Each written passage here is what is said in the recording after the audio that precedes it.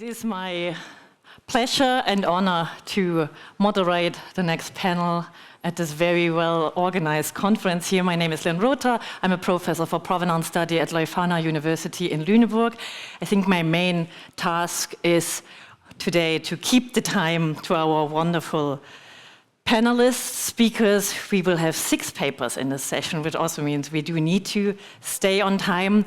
The topic of the CIDOC conference is sustainable connections, which is inherently linked to accessibility. And I think accessibility is sort of the overarching theme for our next session. We will have understanding or access to motifs and subjects in Korean paintings. We have enabling patients in care facilities in Belgium. We will also talk about graphic documentation of archaeological sites. We will talk about social and knowledge networks of the educator and designer Johannes Itten.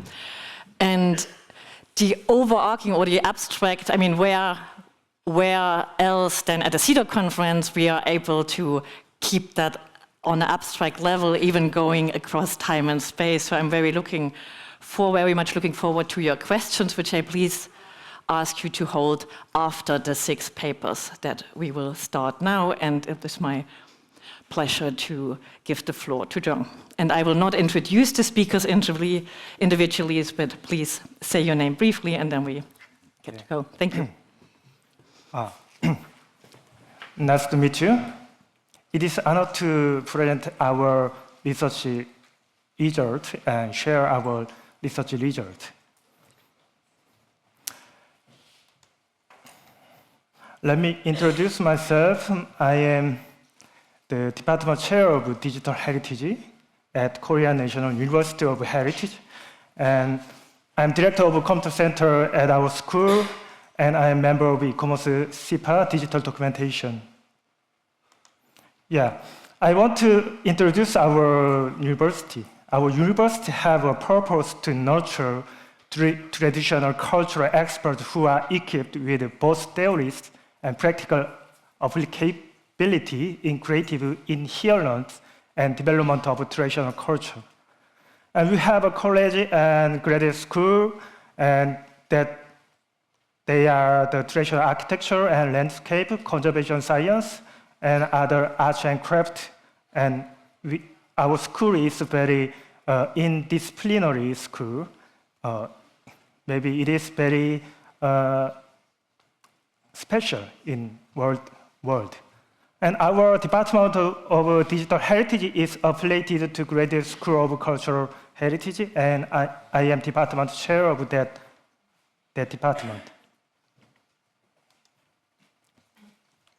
Our department is based on convergence of heritage expertise and digital technology. We operate graduate school course training professionals who can produce, manage, and preserve and disseminate them in cultural industry, such as museum and archives and other cultural institutions and agencies and digital content and companies like game and exhibition.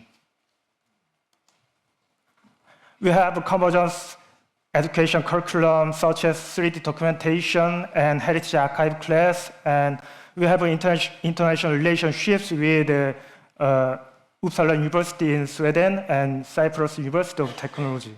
And we also have school company institution collaboration, and this is our output of our collaborative project, and we have a practice-based education.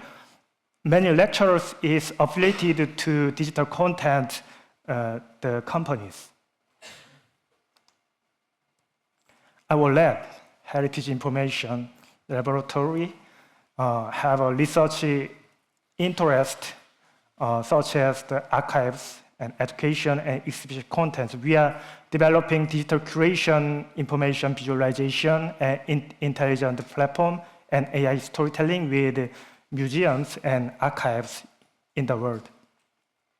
We also have international projects with the Egypt and Saudi Arabia. We also have a construction of a digital heritage center in Egypt, Cairo, and design of digital heritage curriculum in Saudi Arabia.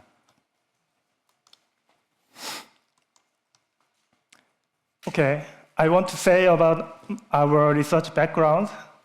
Nowadays, there are many increased digital data and exponential growth in quantity in the museum and heritage.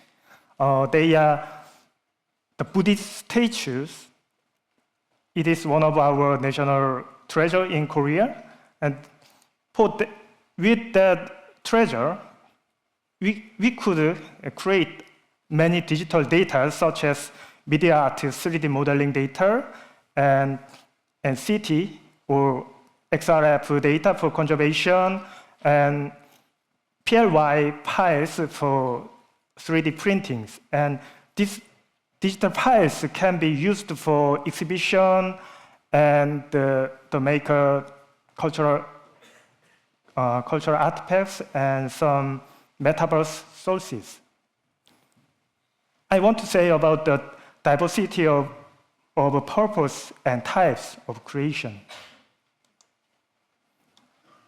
Museums and heritage institutions and organizations are facing an explosion of data, various types and formats.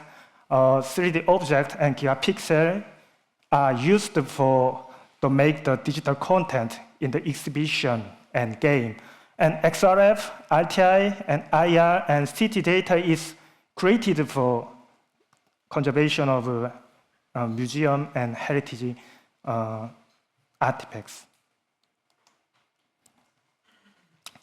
Our research have a purpose to make the permanent archive of digital data and increase accessibility of digital data. We also want to make the ease of discovery of digital data.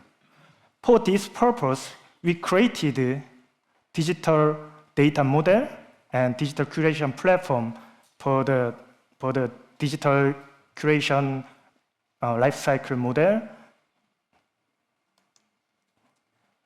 This is one of our interests and our research. As the former presenter say about the limitation of current data management system, in Korea we have also limitation about the data management.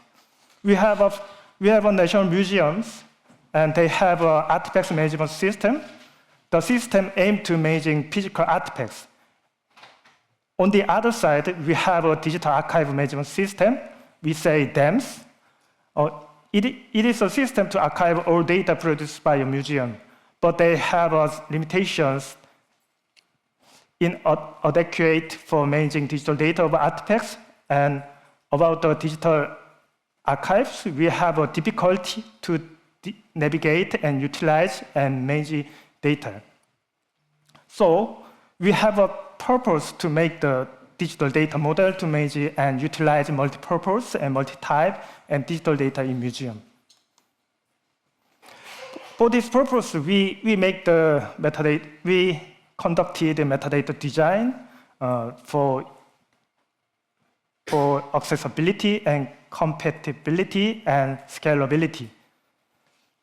And for this data model, we created a data structure design referring the view frame model in library archive. Yes, this is our structure of data model. We refer the view frame model in library and archive, and we divided the structure into project and work and instance and items. That elements have a relation like that. The project can various works, and the works can have various instances, and instances also have various items. Works means the conceptualization about the artifacts, and instance is about the digitization process, such as photogrammetry and laser scan. And item is digital files, which you can see in the digital archive. Yeah, this is example of a project level. The project can be divided exhibition, education, and research, and data building.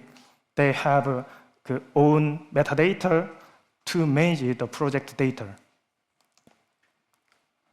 Work level, it means the artifacts. This is about the artifact information which the museum use that for artifacts management. And instance level means the digitization process, such as 3D scanning, photogrammetry, and modeling, and light version, or other archive materials, paper and book, card. They are analog archiving process. Atom level means the digital data which is produced by digitization and archiving producer. Okay, they have a metadata attributes such as duration and resolution, triangle, vertex, which can be used to make the digital contents. With that data model, we tested AI-based relationship network visualization. This is case study of building a virtual museum based on Buddhist statue. The properties of an object are connected by the linked property object using CIDOC CRM relation. And if you click the elements of the artifacts, you can see related detail and related artifacts. We report this metadata using CIDOC CRM, and we report the CIDOC CRM to make the relationships. Next step, we can explore related artifacts using attributes. We can search the artifacts related to the Buddha statue. You can explore artifacts related to the same era or same material or same types. This is related artifacts, which you can see.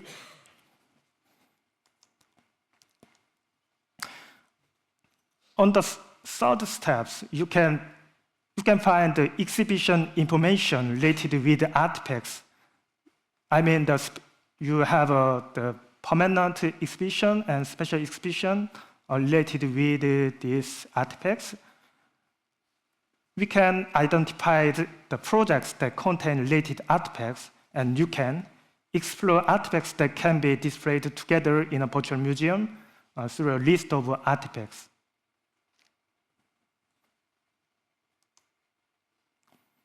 Okay, this is final step. You can explore data related with artifacts and exhibitions. They are examples about that related information, such as artifacts modeling files and videos produced together with related exhibition and written description and image data for conservation. And this is an example of the artifact 3D modeling files, and they are vertex and texture and 3D files about that. We created this AI-based relationship network visualization using Neo4j and JP software. This is our future work for AI-based relation analysis. We have a plan to make an exhibition artifact relationship test and artifact relationship and exhibition relationship using the large language model, maybe now specialized in Korean language. And we also have a plan to derivation of artifacts keywords based on entity recognition, and we also conduct clustering artifact information based on user suggested keyword, and we also have a plan to create the image detection and retrieval technology to retrieve similar images. Okay, based on that data model, we created a digital creation platform for visualized knowledge network among the artifacts. Our system have a name, HIDE, Heritage Archive System with information visualization. We have a web-based visualization system, and we tested with 273 paintings in the collection of National Museum of Korea in Seoul. That data are opened. We have a purpose to make the contextual connection between artifacts using tagging artifacts with symbols, meanings, and artist information, and connect them with lines. We also conduct word cloud visualization, and visualized the network meanings and symbols, and we use the timeline visualization to identify artifacts and artifacts relationships. Okay, I want to show the meaning and symbols of Korean paintings, and you can see the peony and dog. They have each symbols have a rich, free meaning, and fidelity and abundance meanings. And we want to visualize the artifacts information from various perspectives. We wanted to visualize contextual information that can be connected to other artifacts using the symbol and meanings.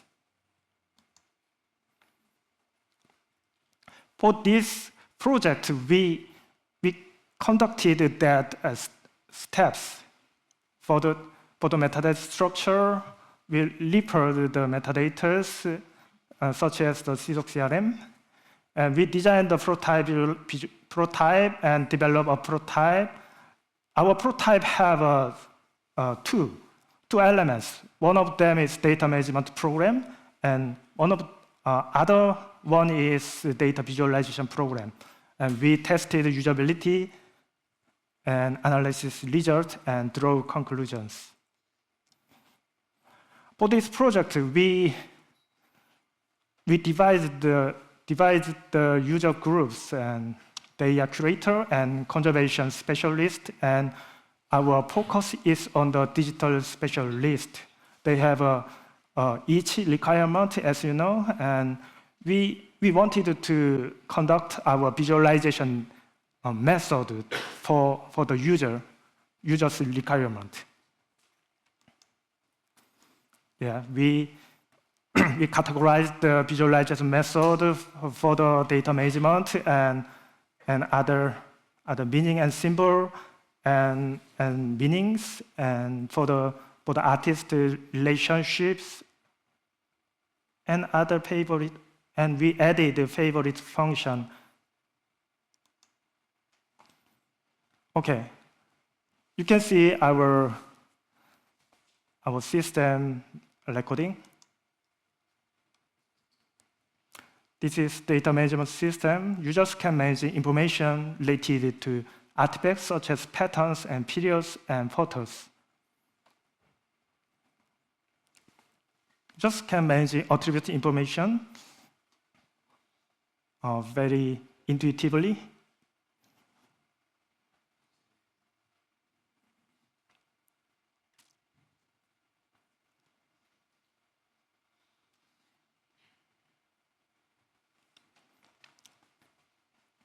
We also added artist data. This is the output of our result, and meaning and symbols, patterns, and artifacts. Whole symbol, we connect the same meaning paintings, and this is random visualization.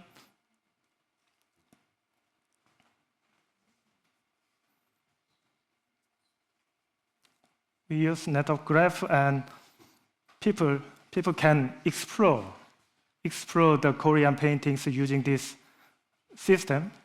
And this is word cloud about the meaning dog.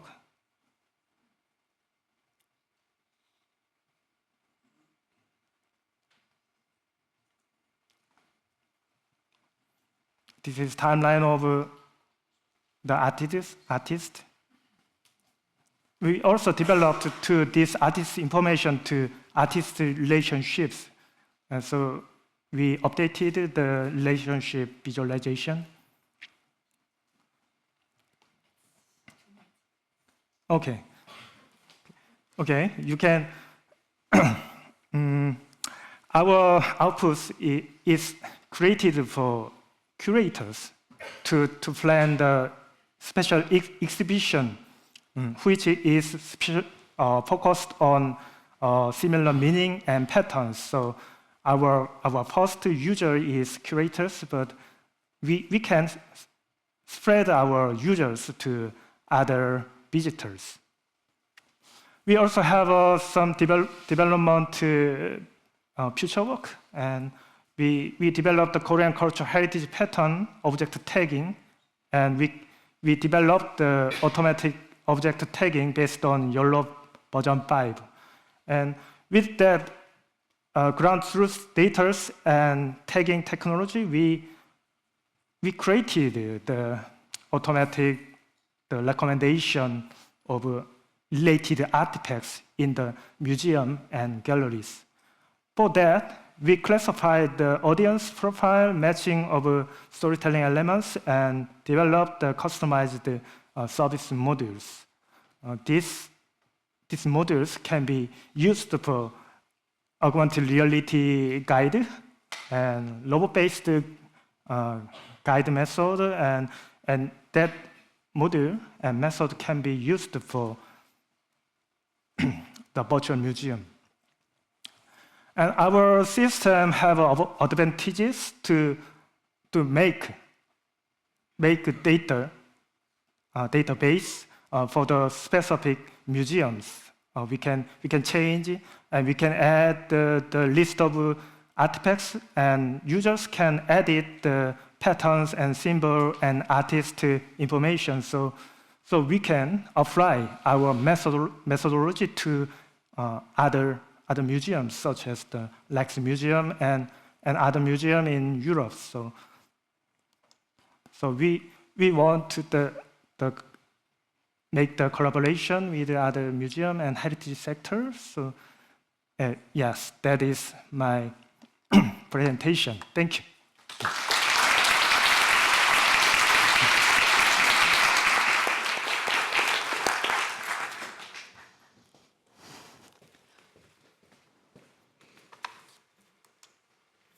Thank you. I am on next. My name is Elena Chestnova, and I am an art historian, which I realize makes me slightly unusual in this conference, in that from, I think, the perspective of many of you here, I constitute a data consumer or a client. However, with one of my hats, I'm also a manager of a major digital edition. And in that respect, in some sense, I'm also a data provider, and this role has really motivated in some ways the work that we're going to present here today. Most of the work is not actually being done by me. I have enabled this work by getting the funding for it. And I have had some input along the way, but most of it has been done by the team that I'm fortunate enough to work with George Brusica, Thomas Hensley, and Matthew Fielding. And George and Thomas you will hear from in this presentation, and Matthew unfortunately was not able to be with us here today, and he was the one who did most of the ontological work of what you're about to see. So the background of the work, as I mentioned, this has been developed as part of a project that has been funded by Swiss universities that I've been leading. The project is called Semantic TI, Semantic Text Publishing as Open Research Data, and it has been funded within the scope of what are referred to as exploratory open research data related projects. So our aim in this project was not so much to produce kind of ready to use tools or things, but rather to explore possibilities. And the aims that I had defined for this project were to produce a semantic ontology and prototypes tools that would enable us to share and reuse data coming primarily from digital scholarly editions. And my work on digital scholarly editing has by now spanned about 8 years. And in the course of this work, I've come into close contact with the Text Encoding Initiative, which constitutes a de facto standard for digital scholarly editing. I have also gotten to know a field of activity that produces a very large amount of data, very large amount of high quality data, very structured data, but that sees very little reuse. And that's one of the problems that we're kind of trying to aim at here in a larger sense. But the TI, despite its enormous success and wide popularity, has a number of widely recognized issues and problems, and one of these is its limited capacity for interoperability, reuse, and sharing. And this is what we are kind of trying to get at here, eventually to try and incorporate originally TI-based data into the semantic web. I am aware of the fact that this project is only one of the initiatives that are on the way at the moment. I know of a large one in the UK, for example. There's a very nice one in Canada. There's a number of people out there who are working with this broad problem of trying to get the TI into the semantic web context. The work that we've done here has been based on sample data coming from the Zemper edition. The Zemper edition publishes, transcribes manuscripts by Gottfried Zemper, who is a 19th century theorist of art and architecture, 19th century architect. And the edition is running from 2017 to 2028. We've recently secured funding for the final period of the edition.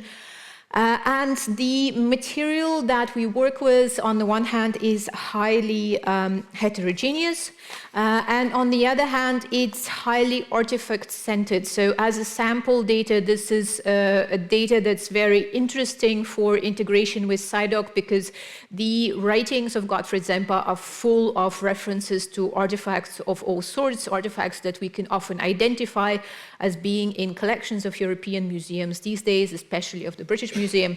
So there is a fairly clear need there, or a fairly clear kind of use case for the potential of this data to be being integrated with semantic web and CIDOC-based data sets.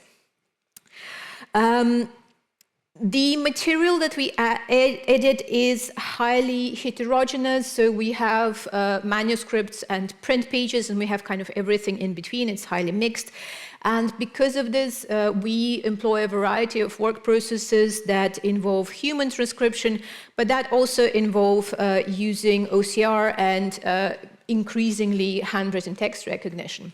And to give you a sense of the complexity of our workflows, I've included this diagram, and there is no need for you to understand the detail here, but this is just describing the kind of variety of workflows and steps that we undertake involving various tools, involving various processes, and this complexity in many ways is determined by the artifacts that we work with, by the manuscripts and the print copies and the various print drafts that were corrected by hand and so on.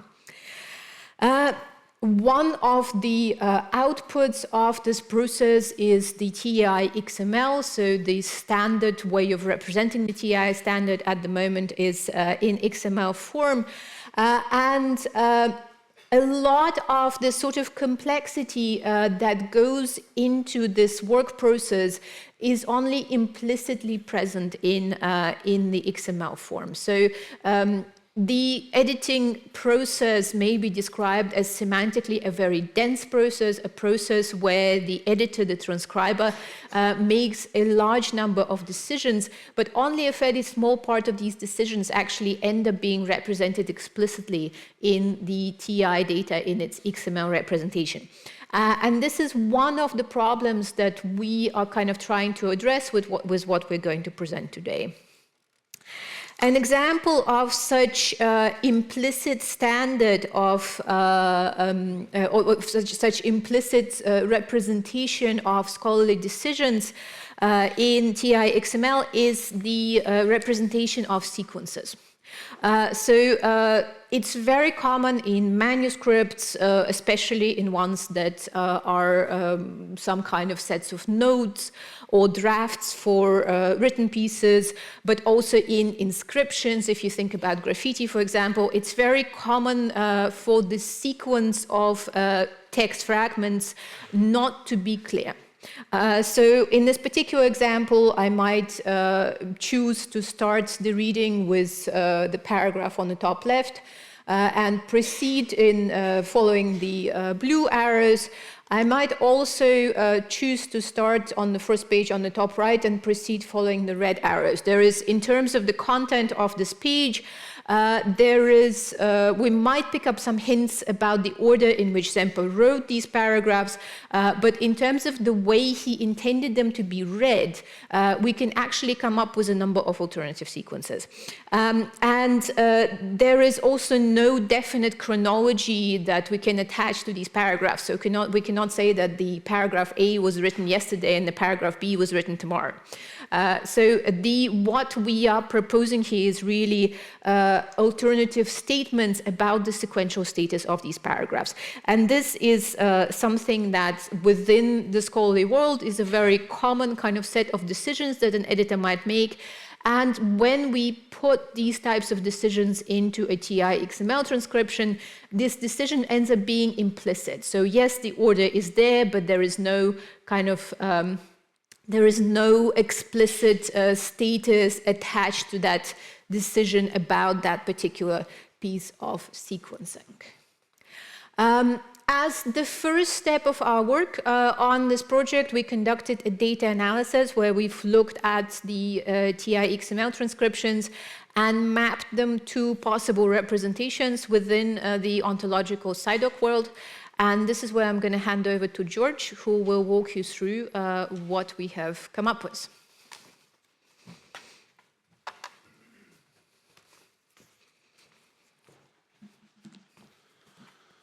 So, interesting. So good afternoon. I am presenting this work that we've done in collaboration with Elena and Sari and Thomas. The ontological modeling was led by my colleague Matthew Fielding, and so I'm ventriloquizing for him. So this first slide is just to say that in this project, we had to bring the whole tool set of CIDOC CRM and extensions into play because it is a very dense set of information that's gathered in a TI transcription process. So we had to appeal to LRM, not FRBR. A new extension, CRM Text, which is about reading inscriptions and that sort of thing, digital processes, observation processes, science, and an extension that we've made for social facts, which I'll talk about more extensively.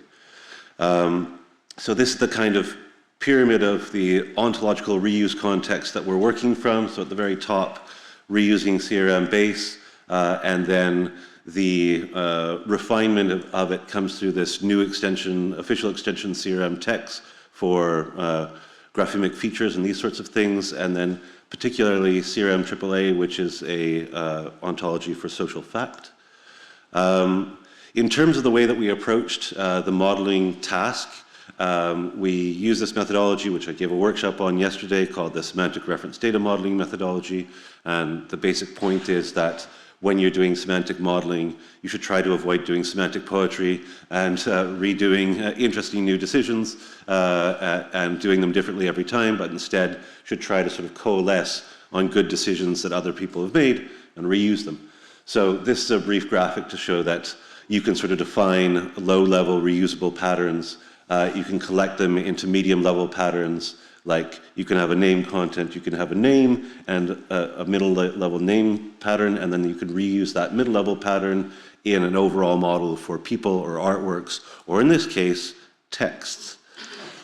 And so what we do is we approach a task like this, the data analysis part that Elena left off on, and we try to go to that information and see if in the library of semantic reference data models we've already constructed that notably include linked art and its variation SRDM 2.0. We try to see what we've already covered so that we can just define something according to good standards, and then we go through and we find what isn't in our knowledge already, and then maybe develop new ontology classes, and then develop new fields for describing TEI activities in this case, and then add them to our library and go forward.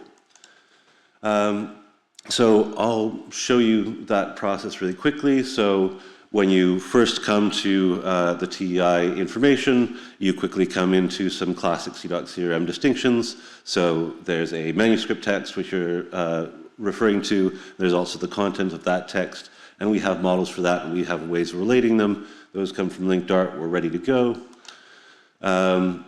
Then you come into something new when you're, when one is creating a TEI text and making annotation about what's in a manuscript. One of the objects you're talking about is the written text field on the physical page, and so we need to represent that ontologically. Luckily, CRM text came online recently, so we're able to draw upon that. So that's new ontology, which drove us towards adding new fields to our physical object model to describe that aspect of the manuscript. And then, as you look at the actual process of people doing annotation using the TEI format, you realize there's a bunch of other objects that get generated through the process. So typically speaking, people aren't working with that physical object and its text segment, but they're working with the digitization in order to create a TEI text, which is making reference to these things. So those motivate reusing additional models, etc.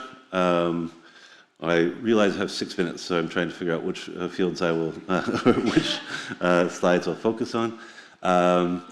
And so we're able to already cover many of these things through existing models, like the digital object model, the textual work model, the physical object model. We extend it with some additional information.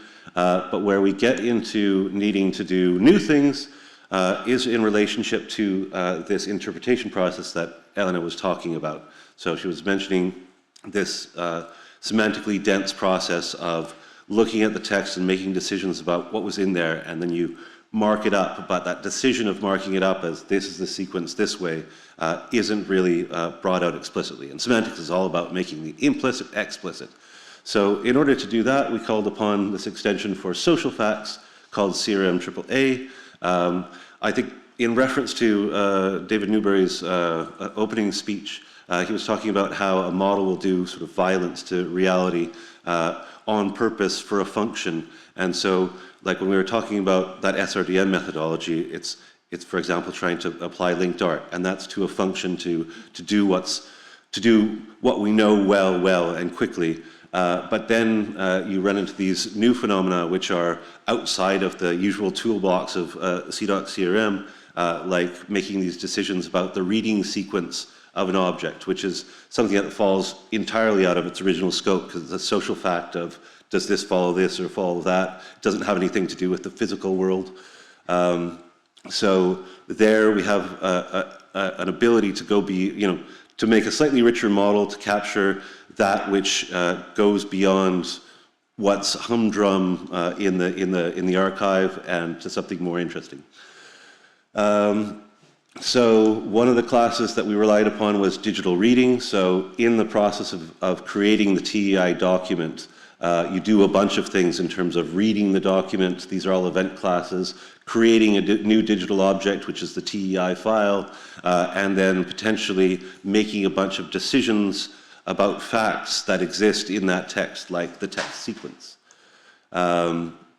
So I want to focus on this sequence idea and skip a bunch of, well, just to say that, to go on the topic of physical facts versus social facts. So CIDOC CRM already allows you to talk about the physical facts of this object. There is an object, it has a text field within it, this thing is above that thing, but the interpretive process isn't about the physical facts, it's about which way somebody intended you to read this, and which way a scholar interpreted that way to be. So CIDOC CRM gives us a rich way to model this network of information about the physical facts, and even to make a connection between the digital and the physical world.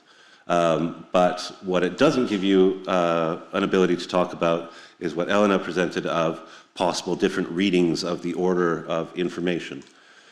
So for that, that was one of the only places where we had to create new classes and relationships so far. So we created a new social fact within an overall new category of the social fact ontology called locative status. So it's talking about where objects have been assigned a place regardless of where in space-time they appeared. And so in the process of doing the reading and the interpreting of the text and the marking it up in TEI, a scholar will make a determination of a text sequence that this text field followed that one. And so we added this in to interpret that. And again, trying to call back to other conversations that have already happened today. I thought, for example, in the presentation of the Rijksmuseum of the Gallery of Honor, for example, where the user could go and rearrange the artifacts as they might create some sort of presentation, is a place where something like this comes into, could come into effect and say, like, well, how socially do people reconstruct this space with this new tool, and how frequently do they put bearded people first, or what have you, is an interesting question which you can ask and answer with a richer ontology, extending the basic information we have about the places, etc. So I'm going to skip all that because we only have a minute left, and just say, so the outcome of this is we've created a special project on our documentation website for semantic models, the SEMTI reference models, and they give a set of models that allow us to describe the metadata within the TEI text that we've worked with so far, and the upcoming work is going to be on doing some test transformations of that information to actually show it in a semantic graph and see how well it works. Thomas, would you like to take 45 seconds? Okay, okay. So just to respect the time. So just to acknowledge everybody in this cooperation. These are all the institutions. Ta-da, read them.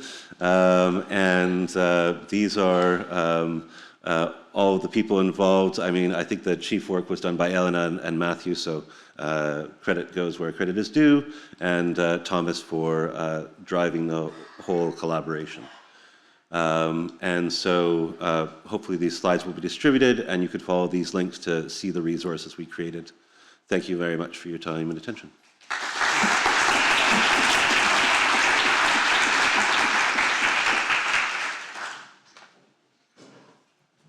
So thank you very much, Elena and George.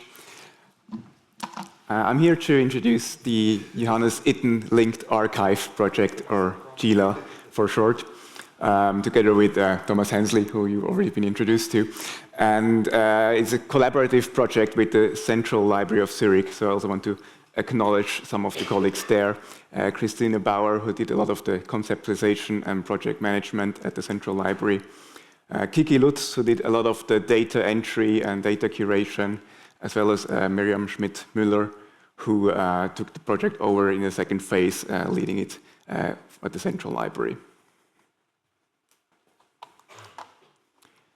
So the project is concerned with the archive of designer and educator Johannes Itten, held at the Central Library of Zurich. It's about 17 archival meters of documents, meaning correspondence, both private and professional documents, photographs, diaries, notes for presentations or papers, lectures, anything really. And the complete archive for catalog and finding aids is already available online. And if you find a way, you can also go from there to eManuscripta, which is the Swiss platform for digitized resources. So a lot of it is already digitized, available through IIIF. Basically the way we'd like our digital collections to be, and that could be the end of my presentation. But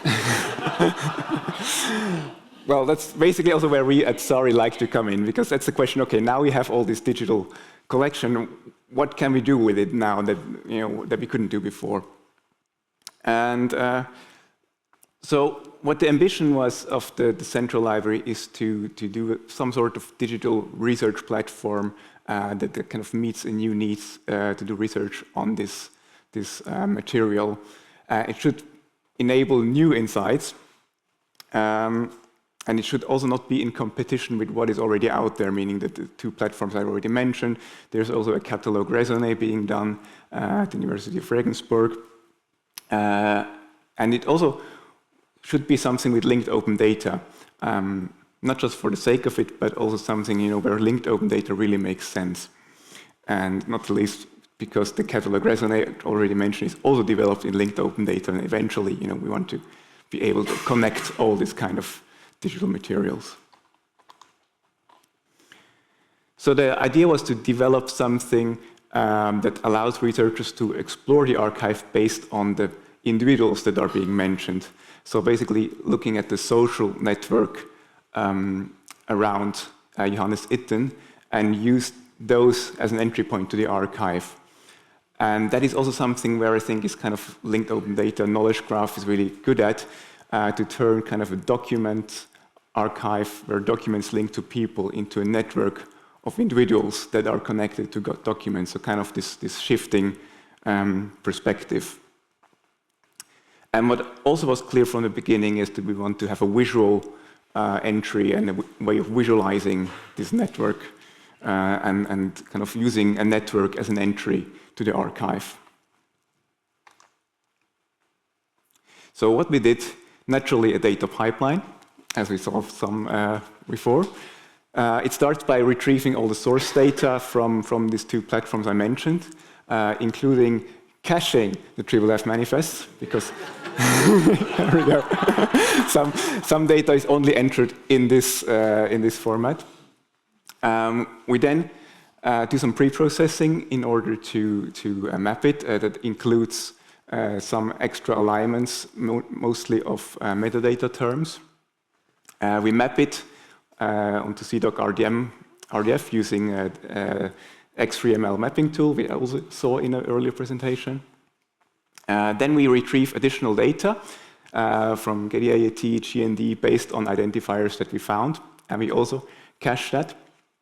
And we put all this data into a triple store, where we then use it to basically materialize this social network. And I was not going to say it, but I'm going to say it now.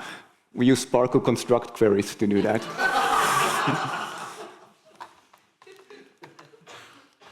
So the front end, we developed obviously something that is useful and usable by the general public as well as individual researchers. It's based on a research space, and it's already available under this URL.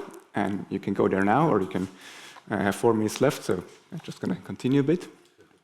To talk about some of the challenges we face doing this.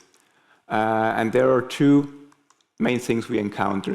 The first one is the problem of unknown or unidentifiable individuals. So the collections management system that the Central Library used, it can capture persons, but only those that have a GND identifier.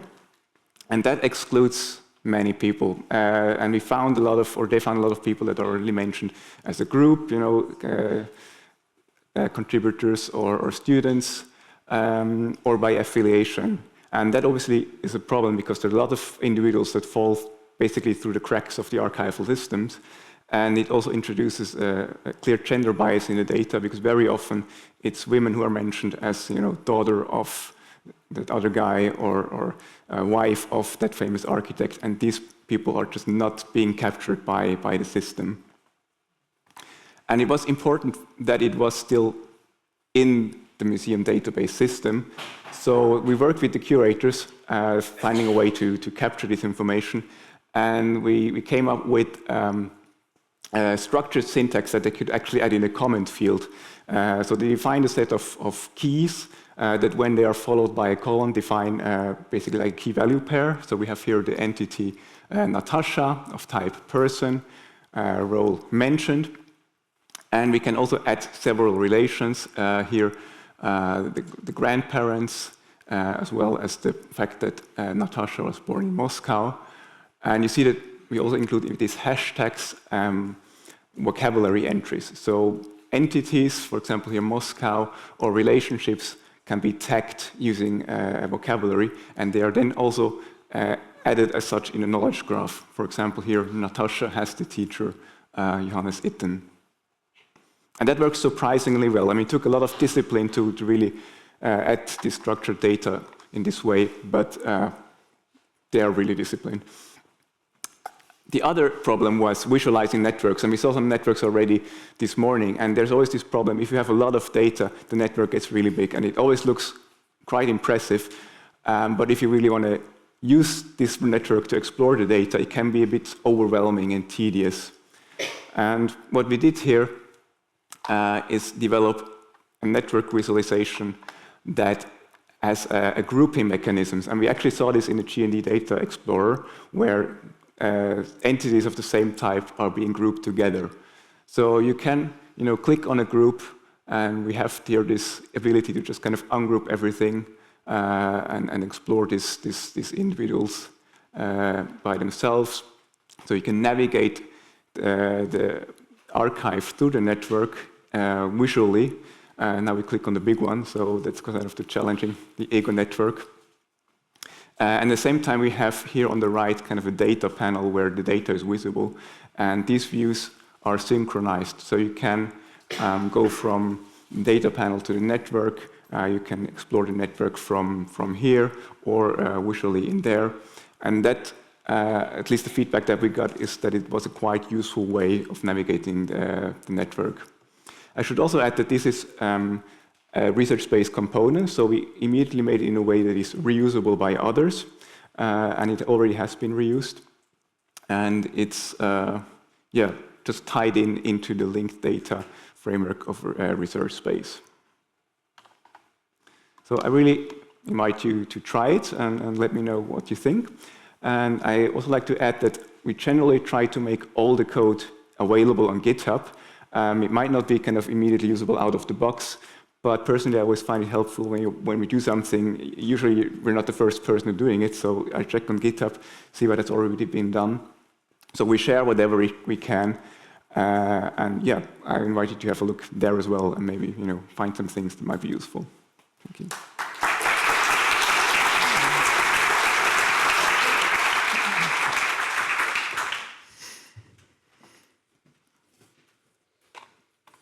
Hello. My name is Renata Lopes. I am a postdoctoral researcher at the Faculty of Architecture and Urbanism and Design at University of São Paulo. I am part of the Digital Collection and Research Project, which is supported by the São Paulo State Research Foundation. I'm going to present part of the mapping of art, architecture, and design digital collection. It's ongoing research that I'm doing inside of the project. So far, I have visited around 50 platforms with digitized collection in museum institutions, studios, and portfolios. In this presentation, I draw attention to some of the features and functionalities related to the design and architecture collections that lead us to think about the concepts behind automated process and interaction design related to cultural heritage objects. So here I'm presenting collections with over 100,000 items available, each offering various features that support in-depth analysis. The number on the right represent key features relevant to the research, illustrating the browsing capabilities of each platform. I also want to highlight additional features we noted for the recurrency, such as registration areas, citation support, and detailed metadata. And next, I will show some examples. As you know, especially here, and some presentations already, a robust search engine is commonly found across most platforms. In architecture and design collection, it's interesting to note that the image attributes, such as color, style, material, become the primary browsing categories. This approach works effectively only when there is a large number of items and well-organized metadata, which leads us to the next feature. So, the organization of metadata captures diverse layers of information about digital objects and follow standardized models to ensure consistency and accessibility. Notably, metadata not only creates links that connects it to related objects, but also narrates the unique story of each digital object, preserving its contextual significance. And the registration area is the third feature, the user space, which allows annotations, comparisons, analysis based on the items searched. It's possible to think that this space can be used for participatory curation or for creating an online collection. There's another way also to analyze digital collection interfaces. Here I show some small collection, as we can see. Architecture studios, collectives, and university projects, regional collections, and independent organizations can provide valuable insights into creating a diverse digital environment. Now, while they don't typically have the same volume of digitized work as museum websites, they do offer features that are worth highlighting. For example, contextual information, creative navigation, collaborative content. With contextual information, I want to say that it provides the visitor with background information or narratives about the items. It's a space that can be explored with many visual and textual tools, given the rich nature of a cultural heritage object. Creative navigation is the process that enables users to wander through the collections with visual pathways that encourage exploration. The most common techniques here found in those platforms was scrolling, sometimes with animated visual elements between the images, which we understand also as a scrollytelling, the user of storytelling to guide the visitors. Collaborative content emphasizes the features that enables users to contribute, share, and engage with the content in a collective manner. But think about all these features and functionalities of digital platforms also involve thinking about interactions such as sharing, downloading, selecting the items, and will also make the user operate in the logic of algorithms, facilitating data mining, raising questions sometimes about privacy, surveillance, free labor. For example, in digitized collection, selecting one artwork can reveal related pieces, creating a personalized experiences. The focus on the automatic process carried by predictive algorithm assumes that our future intentions will always be based on our past actions. But I would like to understand that the logged in visitors in digital collection can add value to the collection by using digital space in favor of a more reflective and creative understanding of the digital tools. So the analysis can be less oriented by data or users' tasks and point to an understanding for a more humanity-based approaches to interface design. For example, when we think of two visitors' activities on the website containing collections.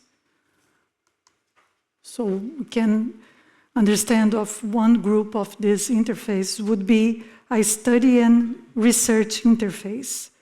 These interfaces are designed to foster analytical engagement with the content, offering tools that support in-depth exploration and investigation.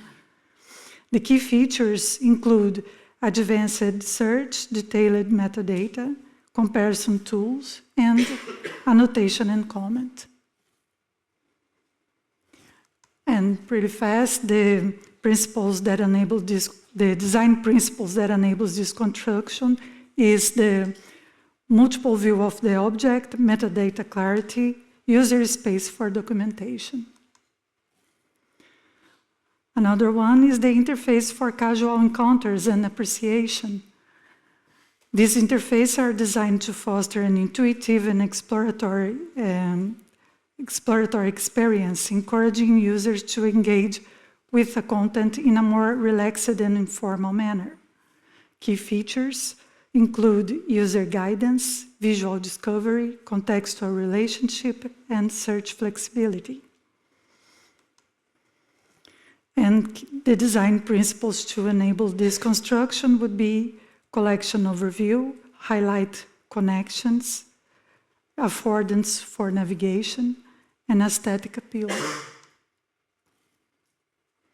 To wrap up, I want to emphasize that the goal here is not to find an inevitable technical solution, but rather to recognize that the digital environment offers opportunity to rearrange collections and enable multiple narratives for visitors. In this context, I propose viewing the visual interface of digital collection as a cultural artifact themselves, tools that promote critical reflection and interpretation. Finally, to understand the digital collection as a form of cultural mediation, these interfaces are designed to accommodate institutional and critical discourse, aligning with the exhibition catalog and the broader context of the collection they represent.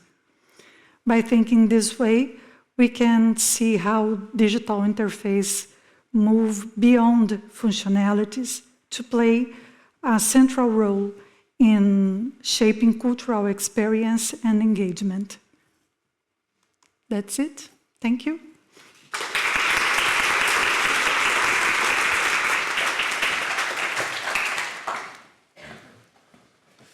Okay, my time is running.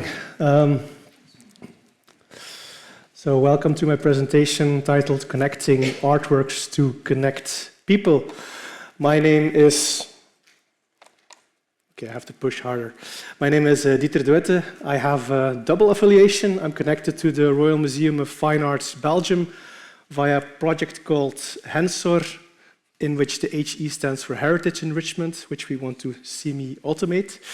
And I also work with Ghent University as a professor in a team where we specialize in applied AI, more specifically working with images and text at the same time.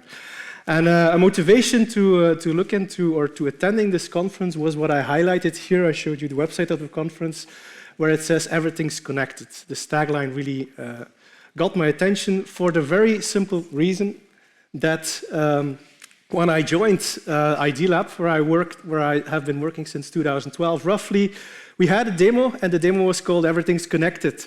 So published by my colleagues, not by me. And what this demo did was it showed the power of the semantic web by doing as an operation a query that says, how can we connect via linked data one concept, for example, Paris, with another concept, for example, Barack Obama. And you had a routing algorithm that tried to navigate the semantic web. And once it found a connection, it generated a video story explaining how these two things can be connected. That was 2012, it's 2024 now. And this year I was in a meeting with a couple of colleagues who are obviously also interested in art. And we tried to tackle a societal problem. We wondered, can AI and art help in the fight against loneliness? And that was in the context of a call by Amai. I had two people involved. One was Tessa Kerre. She's a well-known doctor who advocates for the use of art in treatment of patients. And she treats leukemia patients as her job.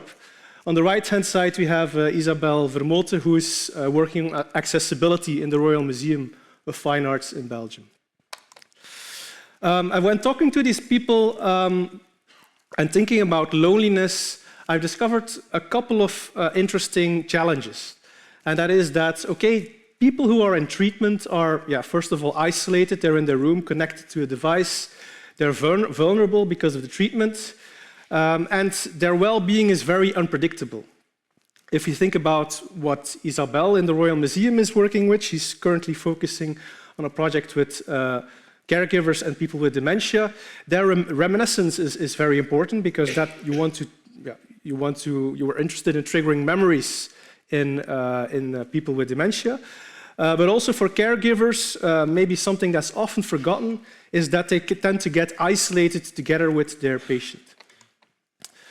So the two, translations we made there was that, okay, people, it's not entirely clear when they can communicate. So if we want to break their loneliness, we should do it in an asynchronous way. So they can do it without being available at the same time. And we should work with an association. So in reminiscence, that's obvious, but also if we connect lonely people with the outside world, that should work via isolations. I think this is an image of the Rijksmuseum, but that was a video of one of the patient organizations we're working with, which actually showed a patient connecting with the Rijksmuseum. So the idea we have here is to build an association engine which associates the mementos, so all sorts of images and things which are typical for a person, to connect them to the artworks in a museum. And this way connect them to the outside. That's the first step. Therefore, I need to make a little detour and explain you how this association process works, because we're obviously not going to make the same engine working with linked data again. This time, we're going to make the links ourselves. And we do this by working with a multimodal system. That's an AI system that is trained on both text and images at the same time. And the interesting part about a system like that is that, okay, if you see the text photo of a cute hedgehog, and you see the actual hedgehog in a picture, the representation of these, the mathematical representation of these two concepts is the same. So you get a model which is able to translate between both modes. We already tried it out in a project, I think, roughly 2 years ago, with Collectie van de Hentenaar, so that's the connected museums of Ghent, where we used it to query. And for example, so if you do a text query, you can calculate similarities with images. And I think personally that the results are kind of interesting. They are not that predictable. For example, you see flowers on a vase or kids dressed up as flowers with the results. You can query with images, and then, for example, you take a chair from the design museum, you get another chair. That's kind of predictable, I think, but that you get as a result, also a bench in the city center. That was kind of surprising to me. I think the logic behind this is that although visually they are not very similar, I think textual, they are used in the same context, and therefore the model thinks they are related. There's some serendipity in our association engine because the engine makes, I call it happy mistakes. So for example, you see on the top left, you see an image of mule Jenny. That's a spinning wheel that turns cotton into fibers from the Industry Museum. And it thinks it's very similar to an image of in the city center below there with the standard bookhandel. If you ask it for an explanation, it says, well, it has a bike stall. And well, it's not hard to imagine that the model has no idea of what a spinning wheel is and confuses it with a bicycle. On the right-hand side, I also want to point out if we make associations with AI, we can choose what associations it makes. We can let it have a look at the faces, the scenes, maybe the text with the captions with the images, or even the poses. So that's the poses I put on the slide as this is another demo we have where my daughter tried to query the Royal Museum's database by making a pose. So how do we use that in the current tool that we are developing? Is that we start from a patient's room, and the patient is going to play a game. For example, he or she is interested in an orchestra, and he or she tries to make a connection to a different person in a different room. The person will get a sort of a distant metric, how far am I from this person, and will choose paintings recommended by our association engine. So the link from orchestra to violinist is not that far-fetched. Also to the blue violin, not that hard to find.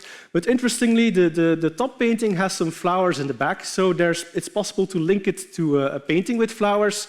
And then, yeah, we're in Holland, of course, so I had to use some tulips to arrive in the garden. And maybe as a small joke, we also had, like, I don't know if you know any Dutch, but viool and viooltje are actually roughly the same word in Dutch. So there was a second link there. We have a second game because if you think about it, you have a hallway with a lot of patients trying to connect with each other and perhaps connecting with people at home. If you have a lot of connections, or if you have a lot of people being connected by something, by a network, you could call that a community. And that's what the museum is very interested about. We want to take all these connections and we will turn that into sort of a means to create a board game, a bit like Dixit, which will bring these people together and hopefully let them talk about how they got connected to each other. So what did we do? So we had isolation. I think we tackled that by connecting people, first of all, to each other, but also to something which is timeless, like a museum collection.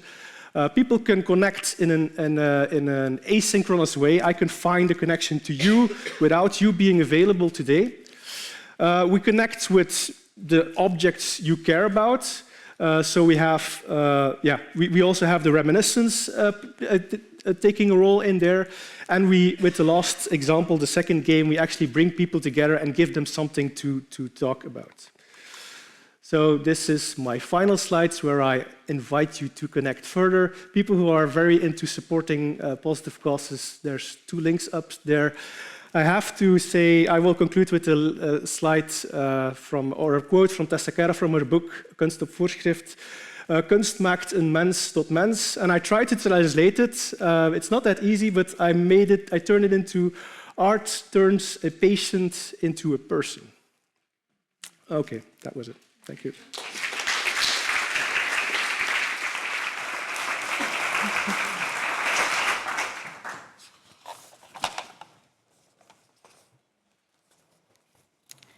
Hello, thank you for staying till the end, and then we go for coffee.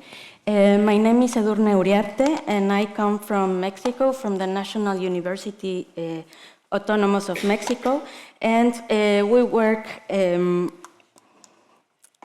the Dirección General de Repositorios Universitarios. We are an administrative institution, and mainly we are public workers, and we have only one connection with the academia, that it's our general director. I think the backgrounds of the people that work with data and with collections are important, and therefore we can see where is the knowledge of everyday working with collections moving, no? And our backgrounds are from both social and sciences and humanities, biology and computer science mainly, no? We developed 2 repositories for collections and institutional repositories. And the place where I work is the one in the purple color, the Coordinación de Colecciones y Datos de Investigación. And we work mainly with data from projects, from research projects, and from collections. Our university owns a lot of collections from a long time ago, and that's part of the work we've been doing, mainly centered on our audience, which is our data providers that are curators and researchers from the university. And we have published our processes for them to incentivize or promote good practices about data management and data publications with them. It's perhaps you might know this, but depending on the area of where data is published is the amount of development that they have on technologies and on databases. And we are very proactive in biology and natural collections, whereas on sociology, social sciences, and humanities, it's been a more slower process. And well, I will, among this time, we've have like 15 years working with different curators for these goals, and we have learned several lessons. And I would like to focus on the second one that is related to the work that I do. I work on a census of collections. The university doesn't really know how many archives, how many collections does it own. There is a very good organization on libraries, for example, but not on collections and not on archives. So it's hard to know like the numeralia, the data of how many collections, how many objects, how many cultural objects, how many scientific objects. That's a number that we do not have. So that's where our work started to turn into a sort of interest for the university. So in this case, I want to show in this process of generating context about each collection, the importance and awareness of how we are sharing information. And I think that it's connected to what the keynote said in the morning about how sharing information expresses a model, and this model expresses a way of understanding and a way of representing the world. And this representation, while working with a collection level description, that's what I do. We do not describe objects specifically, but the collection level. No, when was it created, by whom, what time, when it came to our university, and inevitably that level always brings us to connecting people and to connections between people. And that's why I want to represent this message with 2 of the researchers that we work with. The first one is from the Aesthetics Institute and Photography Collections, and the other one is a technician that works with insects in the biology institution. That's going to be my main example, no?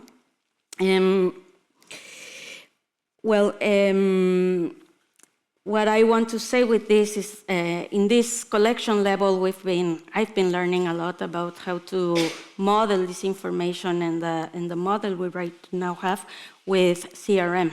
And we've been working on that, but inevitably we always come to how people, the importance of the people who build the pieces of information that tell the stories of the collections, no? It's people who put different pieces either because they're actors from the past or because they are researchers in the present.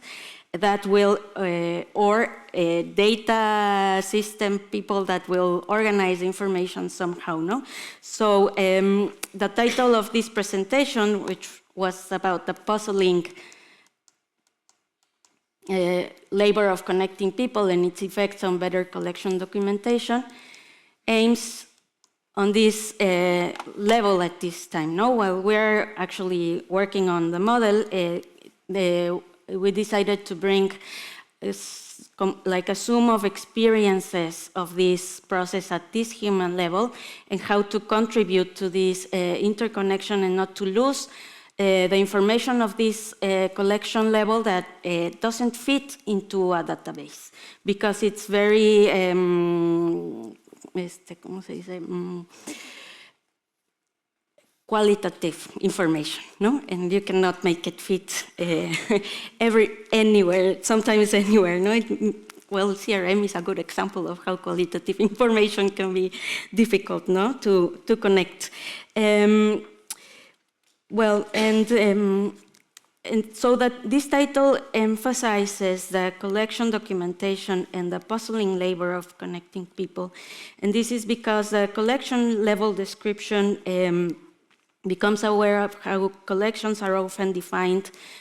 This is very important. We often define collections as groups of things or people or processes of collecting. And this means that the actions of the stuff that gets together builds a greater abstraction that is called a collection, which is a similar abstraction to what we have in CRM for the curated holding, which is, just in a very short part of the definition, a class that comprises aggregators of instances that assemble and maintain, preserve or curate in the arts and cultural heritage area, one or more instances over time. But although people have a key role in this process for objects, they are only a part of the history of them where they are related to. And that's the part where in the system we can connect them, no?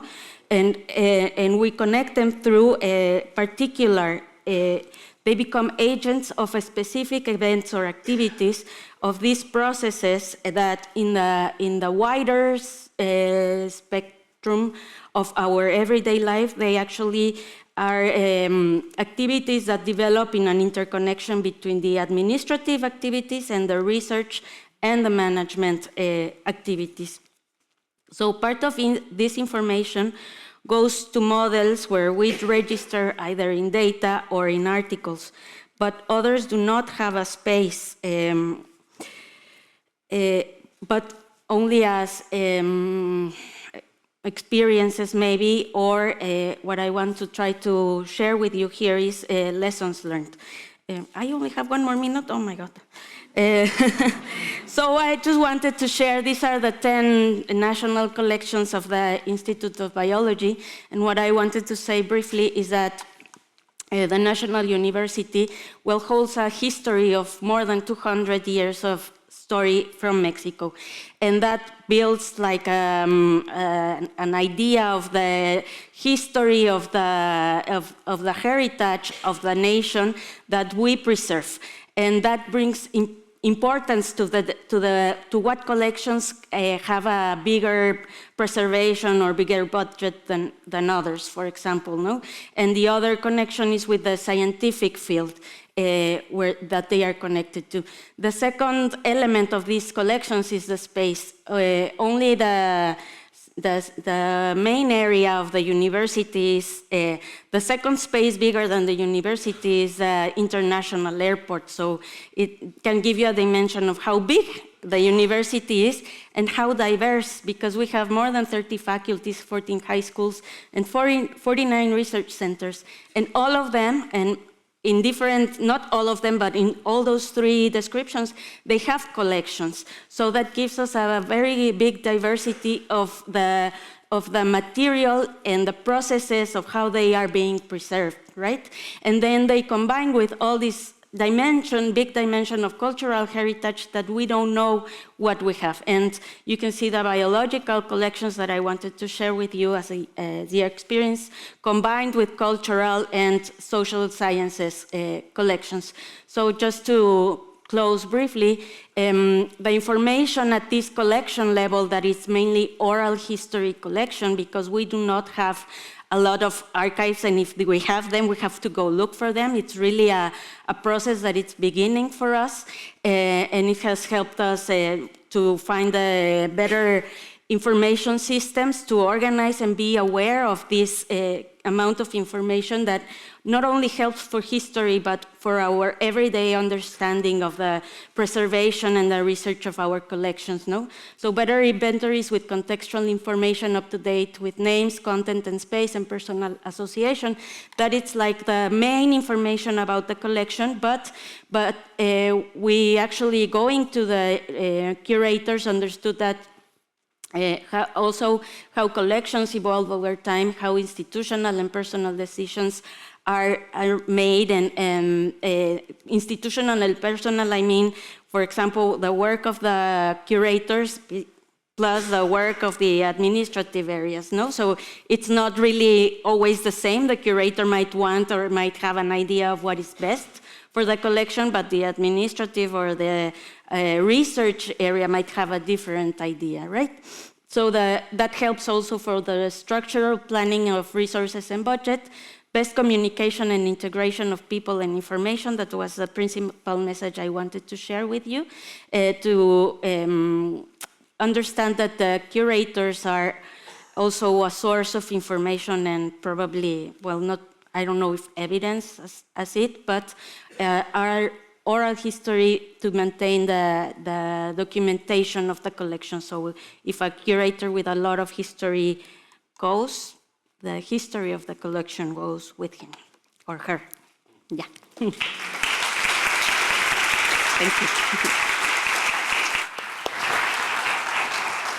you. May I ask all the speakers to come to the front, and we have at least 5 minutes for some quick questions. Are there some questions in the audience that I can pass on?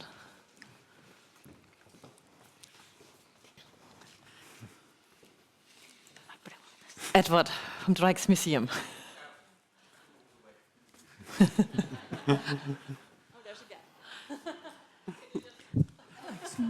And say your name and institution in case I don't know it. Edward, Rijksmuseum.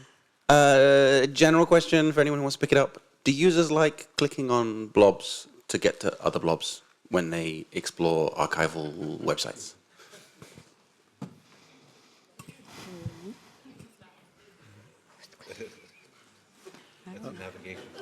Has anyone? There's a mic. Maybe not. Can you rephrase it? Has anyone understood the question? Okay. I can interpret the question, and then I think it's a Florian or this gentleman question. Yeah. So, I mean, I think the question is, do people like to navigate graphs and to follow a point in the graph to another point in the graph? What's your feedback from users about exploring the data that way? That's my interpretation. Thank you, George. From what I heard, they liked it, yeah, but it needs to be snappy. That's something we saw. You know, you click on something, and then something needs to happen, and that's something in the Chile project we probably could have added a lot more caching to make it more performant. Because you know, when it doesn't happen, they click again, and you know what happens in the background. They send requests again. So yes, they like it that much that they tend to break it.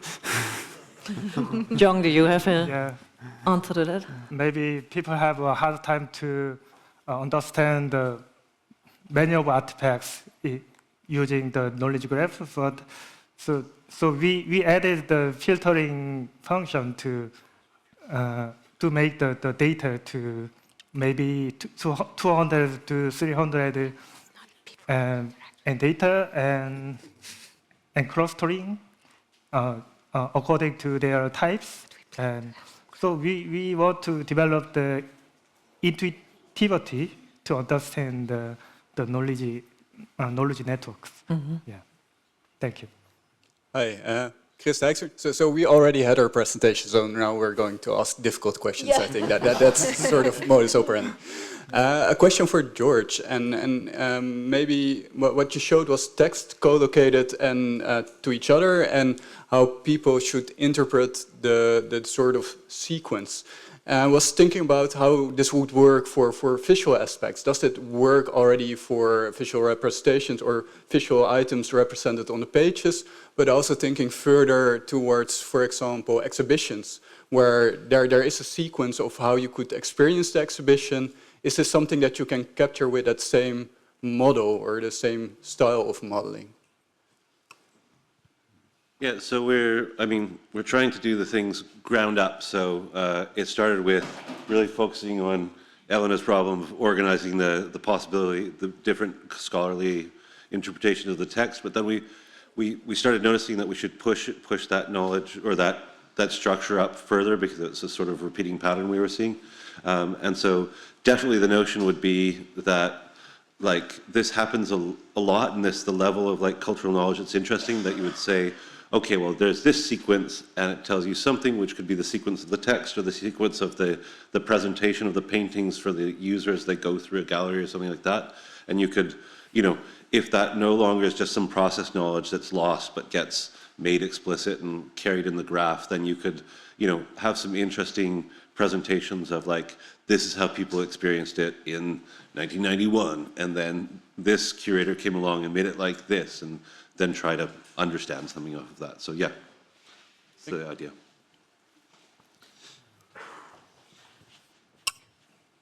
There's a mic coming. Hi, Helene of the Utrecht Archives. I have a clip question, so that's for Dieter, about the spinning wheel and the bike stand. It made me think of fine-tuning such a model, which has been done over the last couple of years, often for the heritage field, because it's different from like general images. Now, general models are becoming a lot better already for cultural heritage, but did you look at, or maybe already did, fine-tuning of that model? Well, now we didn't, but I think, the most obvious step if we want to do it perfectly on this type of data would be to fine-tune it. That would be the obvious next step. But I think for our purpose, it was nice to see these types of errors. That was actually a feature, not a deficit. Does that answer? Or? I think we can take one more question. If no one has one, I have one. Except in Dieter, your paper is clear sort of to what audience you're catering or who you try to connect. But I wonder with the scholarly projects, whether with the sample architecture or also the Itten, for example, or also with the museum, to what extent in the project did sort of like scholarly users for data, but then also a wider audience? Was that part of the planning and then also part of the execution, or is it just for scholarly and tech-savvy users? Which is fine, but I wonder in even the projects. I can answer for the Itten project. So that was really developed in collaboration with the researchers, and although it is available to the general public, I think they really got most use of it because they knew the people, and they could tell you much more interesting things about the archive based on these networks than I have. And one request that they also had is, when they made this network, they wanted actually be able to cite it, and that was a takeaway for us, that the persistence of this visualization is quite important in order to make a scholarly argument. Mm-hmm.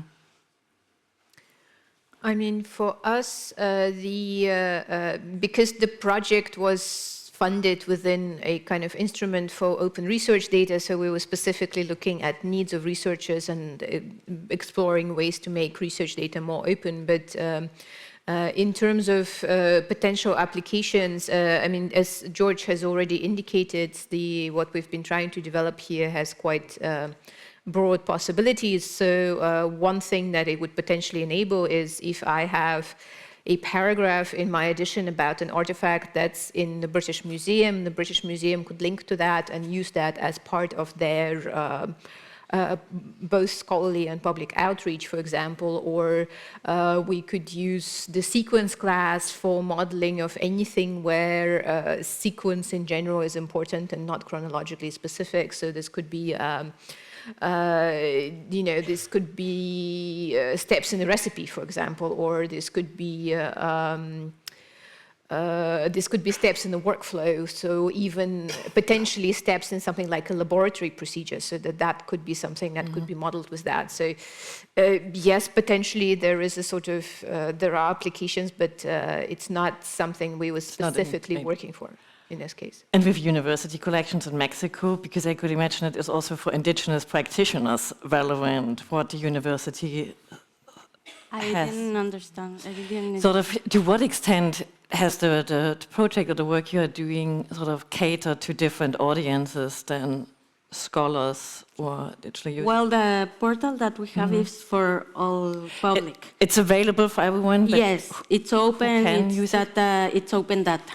So anyone, and we've been working, the National University has been working a lot to open what it has, open access, open data, and open science for everyone, for all the communities, but it's more oriented on specialists of the information. Thomas wants to. I can probably give a kind of a hint from a overarching perspective. So what we very much experience in discussions with scholars, so they see a portal which has launched one, which we haven't presented today, on Architectural Archive, which is closely linked to this sample project. And once you presented it, the scholars would come and ask, why don't I have like a Google-style slot where I can find everything? Well, here it is, you can do it. Well, why don't I find this specific letter on the top ranking and so on? Because you typed the name wrong and so on. And all these questions, and they are real, because actually your question involves a lot of expectation management, funding at the end, and the value. So we try to target to be non-targeted when we do the modeling, but we try to come up with products that are actually targeted. We just had a presentation yesterday of another project conceived and implemented also by Florian, where we have what we normally do, a very specific research-oriented exploratory interface, but there is another firm which does something completely different and independent, which is meant for undergrad students, so 6-year, 10-year, 12-year-old students to explore images on Swiss landscapes. And I think this is very much brings us boiled to our roots, core business, actually think data, use whatever we have in linked data, linked art, what we have in our semantic reference data model, use this and then develop from that project to the individual audience the specific audience. Because whatever you develop, front ends, they will be gone in 5 years or 10 years. So think of the data. This is really the key, and we have been kind of confirmed that this strategy goes. It comes at some costs. It's not easy to convince people to invest in that, but it's absolutely worthwhile. It is. I mean, I'm also where I'm coming from when I do with students. I do sometimes test. Do find on the Louvre collection management or on the collection side, Mona Lisa in Germany. And I ask the students first, do you know what Mona Lisa stands for? And then they all know it is a painting rather famous in the Louvre. So then I set them to collection. They are not able to find it. Yeah. Why? Because the name is not Mona Lisa in French. So they first need to know through, for example, Wikipedia or Google, what's the title? And then they will find, I think, 90 La Jocondes, because all the fakes, copies, drawings, etc.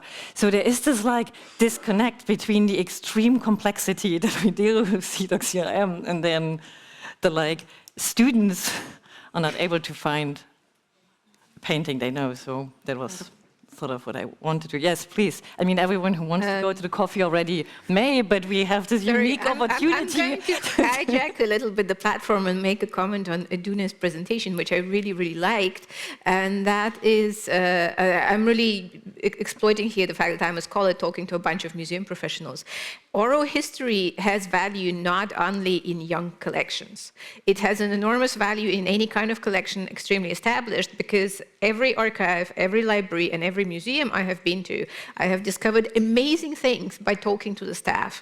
Amazing things that have added enormous amounts to my understanding of the sources I work with. And this information doesn't exist anywhere else except for in the heads of those people. So please, museums, GLAM institutions, go there and put this information in some kind of preservable form. Yes? I agree. I agree. Okay. Coffee. Thank you. Thank you. Thank you. Interesting presentation.